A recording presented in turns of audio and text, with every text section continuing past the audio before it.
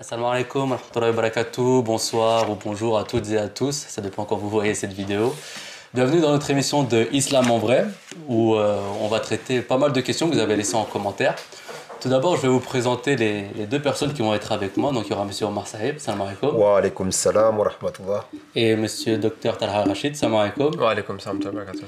Alors, cette émission, donc vous l'avez vu déjà depuis le mois de septembre, depuis la rentrée, il y a un nouveau format sur la chaîne où on part interroger un peu les personnes non-croyantes dans la rue et ils nous donnent un peu toutes leurs idées. Et on a posté ça sur la chaîne qui a plutôt bien marché. C'est des choses très intéressantes, dont un athée qui va venir bientôt pour participer à une émission. Et vous avez laissé plusieurs commentaires sous ces vidéos-là. Donc on va essayer de revenir sur quelques commentaires pour apporter des précisions et répondre aussi à certaines questions. Alors, l'émission, donc ça va être un peu sur la science. Donc, est-ce que la science nous éloigne-t-elle de Dieu? On va voir ça ensemble, Inch'Allah. Alors, avant de commencer, bon, c'était une tradition qu'on avait avant, c'était les commentaires coup de cœur qu'on avait sous ces émissions. Donc, on avait Chérif Mermouri, alors désolé si je prononce mal, et Tajib Bawalgouj, pardon, les deux nous disent Machallah pour ces émissions. Donc, on voit que ça plaît. Et on va commencer donc par la première partie où on va se concentrer justement sur l'univers avec un premier commentaire de Jobio Joba qui dit alors non, avant le Big Bang toutes les choses n'étaient pas attachées car avant le Big Bang au mieux de choses il en existait en tout et pour tout une seule. Alors on va se concentrer sur le Big Bang, monsieur le docteur Rachid, pardon. D'un point de vue islamique, est-ce qu'on a une explication sur le Big Bang? Salam comme tout alors du coup, la première chose c'est en fait, vous posez la question du Big Bang. Je pense que vous savez tous que la source la plus authentique en islam, c'est le Saint-Coran. Parce que c'est la parole directement révélée par Allah subhanahu wa ta'ala au saint prophète Mohammed sallallahu alayhi wa sallam. Et si on repart un peu dans le contexte, au 7e siècle, vous savez tous en fait l'état de connaissances qu'on avait au 7e siècle. C'était vraiment la science et même la cosmologie en fait au 7e siècle avant l'avènement de l'islam en fait elle était quasiment inexistante, vous voyez. Il y avait des observations, il y avait des théories en astrophysique, mais il n'y avait rien qui était vraiment sophistiqué, établi comme on a aujourd'hui à partir du 17e, 18e, 19e et même aujourd'hui 21e siècle. Mais est-ce que ça vous étonnerait de savoir que le Saint-Coran en fait il explique le Big Bang de la manière qu'aujourd'hui les scientifiques du 20e et du 21e siècle ont décrit. Comment on peut concevoir que quelqu'un qui était au 7e siècle, qui était vraiment... vous savez que le prophète Mohammed sallallahu alayhi wa sallam, il se considérait lui-même comme illettré, il n'y avait pas vraiment d'éducation, il n'avait pas accès à la science.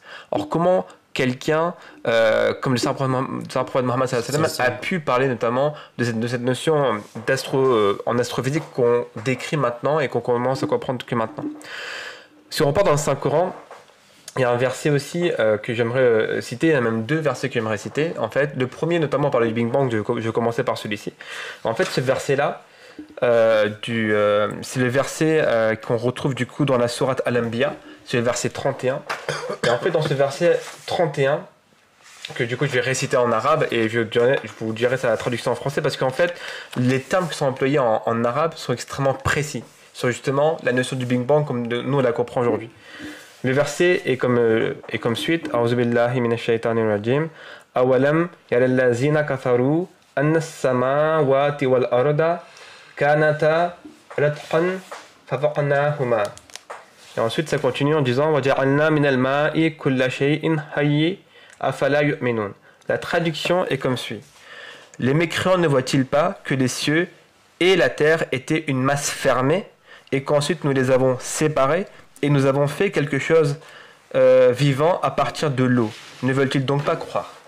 Cette notion en fait de masse fermée qui a ensuite qui s'est éclatée, vous voyez, donc déjà quand on lit, ça nous fait directement passer par ce Big Bang, parce qu'on se dit que voilà, comme nous on l'a appris à l'école, c'est qu'il y avait une masse fermée qui a explosé, qui a donné du coup naissance à tous les astres, à tout l'univers et au système solaire et de l'univers qu'on connaît actuellement. Mais regardez à quel point le Saint-Coran va encore plus en détail. Parce que les deux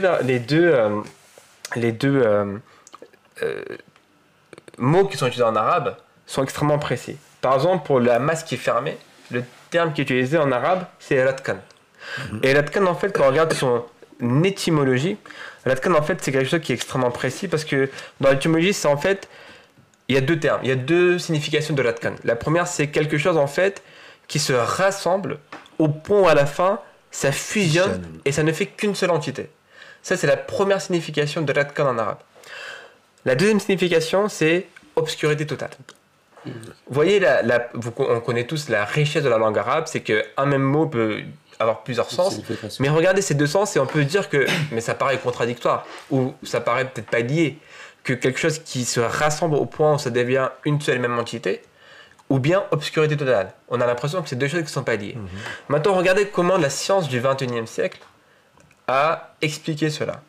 Donc les premiers scientifiques notamment à avoir parlé de cette notion, alors les trous noirs, on connaît toute cette notion aujourd'hui parce qu'on en entend beaucoup parler dans le domaine de la science, mais les premiers scientifiques qui sont intéressés à ce phénomène d'expansion de l'univers et au lien avec les trous noirs, parmi ces scientifiques, il y avait Edwin Hubble, qui est un scientifique du XXe siècle et qui a dit une chose extrêmement intéressante. C'est lui qui était un des premiers à parler d'expansion de l'univers. C'est une notion qui est extrêmement abstraite. Mais avant de continuer, je vais juste vous rappeler que cette notion d'expansion de l'univers est également retrouvée dans le Saint-Coran. Vous voyez, vous dites que le Saint-Coran a été révélé au 7e siècle, quand même. Déjà, on a parlé de Big Bang, mais avec une précision que je vais développer. Mais revenons sur la notion d'expansion de l'univers. C'est dans la Sourate Al-Zariyat que c'est mentionné dans le verset 48 où Allah subhanahu wa ta'ala dit « Et de nos pouvoirs, nous avons construit le ciel et assurément, nous continuons à l'étendre. » Vous voyez, cette notion des cieux qui s'étendent, en fait, et dans le pouvoir de Dieu, c'est encore une notion qui aujourd'hui, qui est retrouvée à l'époque dans le Saint-Coran. Maintenant, en revenant sur le ratkan et ce terme-là, vous voyez, aujourd'hui, on parle des trous noirs et de l'expansion de l'univers et aussi, mais est-ce que du coup, comme l'univers est en train de s'étendre, est-ce qu'il va se replier à un moment donné? Et par rapport à ça, aujourd'hui, si vous regardez qu'est-ce qu'un trou noir, en fait, c'est un objet céleste, en fait, où le champ gravitationnel est tellement puissant qu'il aspire tout ce qu'il y a autour de lui. C'est pour ça qu'un trou noir peut aspirer des étoiles qui ont une masse mais colossale. Vous voyez le Soleil, la masse que ça a, il y a des étoiles qui sont beaucoup plus grandes que le Soleil, mais qui sont aspirées par le champ gravitationnel qui est produit par le trou noir. Et en fait, plus ça aspire, plus ça renforce ce champ gravitationnel qui fait qu'en fait, ça le rend plus puissant. Vous voyez ? Et il est rapporté que dans l'univers, il y a des trous noirs qui ont une masse 3 milliards de fois supérieure au Soleil. Donc imaginez un peu la puissance qu'un trou noir peut avoir en termes de gravitationnel. Et pourquoi on appelle ça un trou noir? Parce que le champ gravitationnel est tellement puissant que même les photons de la lumière ne peuvent pas s'en échapper. C'est pour ça qu'il apparaît noir. Parce qu'il n'y a rien qui sort de ça. Voyez. Et en fait, ces trous noirs, il y a notamment des scientifiques qui expliquent qu'aujourd'hui, en fait, on n'avait rien. Donc de cette unité de Ratkan, il y a eu donc cette implosion qui a créé l'univers. L'univers donc s'est épandu, mais qu'en fait le trou noir ou un trou noir, plusieurs trous noirs qui se créent vont à terme en fait ramener en fait, et d'ailleurs en parlant de trou noir, quand je vous parlais de photons, ça renvoie au deuxième sens de Ratkan qui est obscurité totale. Obscurité totale. Voyez.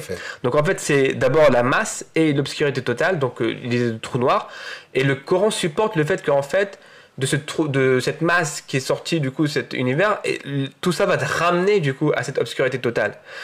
Et ça en fait c'est un concept qu'aujourd'hui des scientifiques commencent aussi à décrire. Ils disent que l'univers est en expansion mais c'est pas infini et qu'à terme du coup ça va revenir.